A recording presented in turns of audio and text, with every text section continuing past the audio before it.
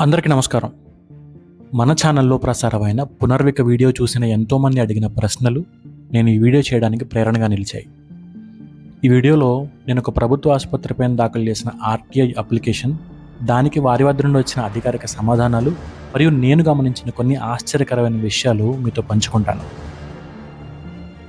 మనం లక్షల రూపాయల పన్నులు చెల్లిస్తున్నప్పటికీ ఎందుకు ఆరోగ్యం కోసం మళ్ళీ ప్రైవేటు వారికి డబ్బు చెల్లించాలి అన్న ఆలోచన నన్ను మా ఊరి ప్రభుత్వ ఆసుపత్రి వైపు నడిపించింది.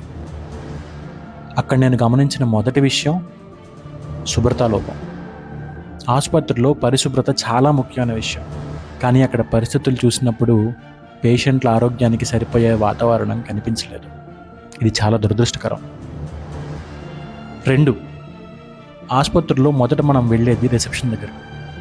అక్కడ వారు ఇచ్చిన ఓపీ స్లిప్ తీసుకుని డాక్టర్ గారి దగ్గరికి వెళ్తాం. డాక్టర్ గారు పరీక్ష చేసి అదే ఓపీ స్లిప్ మీద మందులు రాసిస్తారు. ఆ తర్వాత అదే స్లిప్ని తీసుకుని ఫార్మసీలో ఇస్తే వారు మందులు ఇస్తారు.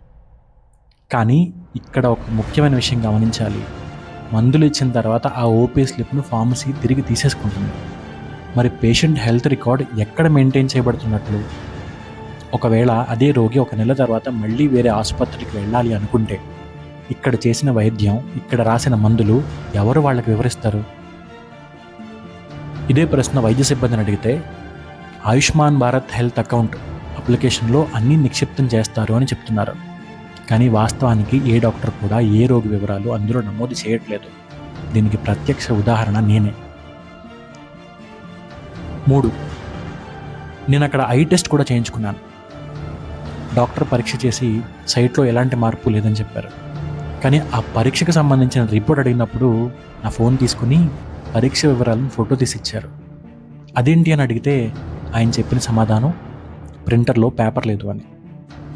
ఆసుపత్రిలో ఒక చిన్న పేపర్ కూడా అందుబాటులో లేకపోవడం నాకు చాలా ఆశ్చర్యంగా అనిపించింది. కానీ ఈ విషయం ఇక్కడితో ఆగిపోలేదు. 3 రోజుల తర్వాత నాకు ఒక సిస్టమ్ జనరేటెడ్ మెసేజ్ వచ్చింది. మీ ఐ గ్లాసెస్ రెడీ అయ్యాయి, ప్రభుత్వ ఆసుపత్రి నుండి తీసుకెళ్ళండి అని. నేను ఆశ్చర్యపోయాను, ఎందుకంటే డాక్టర్ నాకు గ్లాసెస్ చేంజ్ అవసరం లేదని చెప్పారు.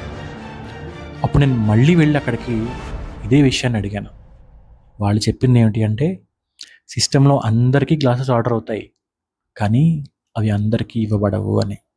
మరి ఆర్డర్ అయిన గ్లాసెస్ అన్నీ ఎక్కడికి వెళ్తున్నట్లు? ఈ సంఘటనలన్నీ చూసిన తర్వాత నాకు అక్కడున్న ప్రతి లోపాన్ని ప్రశ్నించాలనిపించింది. దానికోసం నేను ఎంచుకున్న మార్గం రైట్ టు ఇన్ఫర్మేషన్ యాక్ట్, సమాచార హక్కు చట్టం.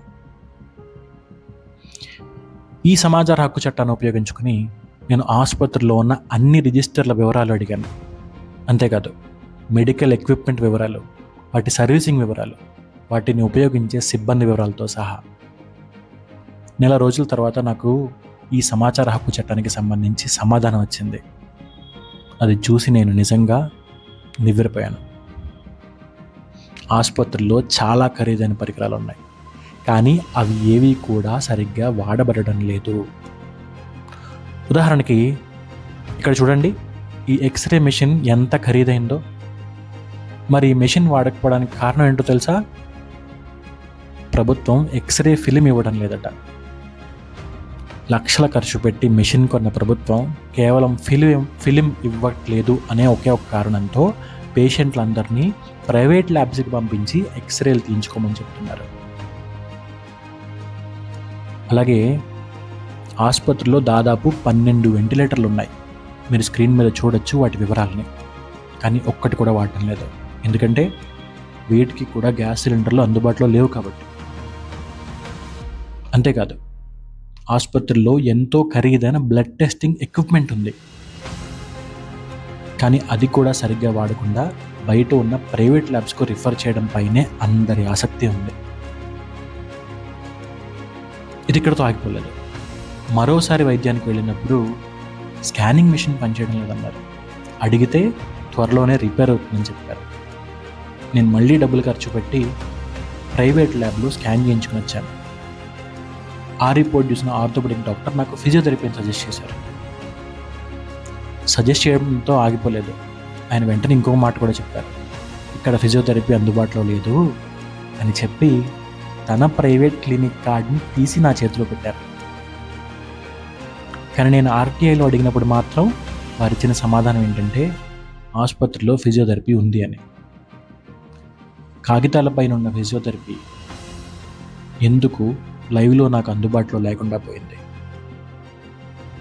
ఇంతేకాదు, ఏ స్కానింగ్ మిషన్ అయితే వాడు పనిచేయట్లేదని చెప్పారో, త్వరలోనే బాగుపడుతుందని చెప్పారో, ఆ విషయం పైన కూడా నేను ఆర్టీఐ అడిగితే అప్పుడు నాకు వచ్చిన సమాధానం చాలా ఆశ్చర్యానికి గురి చేసింది. అదేంటి అంటే, మా ఆసుపత్రిలో బయోమెడికల్ ఇంజనీర్ కూడా ఉన్నారు, ఏ ఒక్క పరికరానికి ఇబ్బంది వచ్చినా నిమిషాల్లోనే వాటిని క్లియర్ చేస్తారు అని చెప్పి. కానీ నేను ఆ రోజు అంతా వెయిట్ చేశాను.